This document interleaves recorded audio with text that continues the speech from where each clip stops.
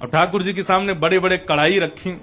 तो उस दिन पुजारी जी से गलती ये हो गई कि सामने मिठाई रखवे की जगह, खीर रखवे की जगह उनने कढ़ी रख दी। कढ़ी रख दी, कढ़ी के पीछे चावल रख दिए, चावल के पीछे मिष्ठान रखा और सब सजा दिए सामने। और सजा करके रसोई घर की किवाड़ लगा के 45 मिनट का भोग लगता है, 45 मिनट के लिए पुजारी जी चले गए। 45 मिनट बाद जैसे ही पुजारी जी भीतर आए तो क्या देखा, सिंहासन पर ठाकुर जी है ही नहीं। ठाकुर जी है ही नहीं वहां पर। पुजारी जी बोले, अरे भैया ठाकुर जी कहां गए? पूरे मंदिर में हल्ला है, वो सब इकट्ठे है गए, ठाकुर जी कहां चले गए? कोई न कही बोले छोटे से ठाकुर जी है सके, इनमें कढ़ाइयन में गिर गए हों छानो। तो सिंहासन के आगे वाली जो कड़ी की कढ़ाई ही कही जैसे ही छानी, तो वहां में ठाकुर जी निकल आए।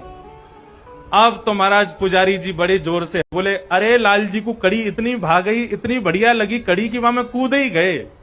अब तो भैया रोज कड़ी बनेगी ठाकुर जी के काज। अब तो कोई भी उत्सव हो, कछु भी हो, रोज कड़ी बन रही है, रोज ठाकुर जी के आगे कड़ी रखी जावे।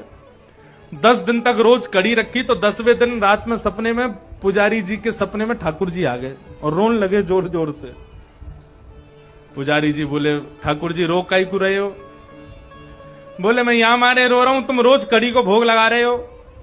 बोले, मैं तो यहां मारे लगा रहा हूं, बाद में आप कड़ी में कूद गए, इतनी बढ़िया लगी कि वहां में डूब ही गए, तो हमको लगी कड़ी ज्यादा पसंद आ गई है, तो रोज कड़ी को भोग लग रहा है।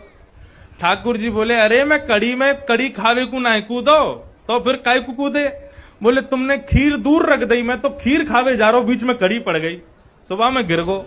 अब तुमको लगी कि मुझको कड़ी पसंद है तो रोज कड़ी को भोग लगा रहे हो। भैया मैं तो खीर खावे जा रहा हूं। फिर पुजारी जी ने क्षमा मांगी, अरे हमसे अपराध है गयो। तब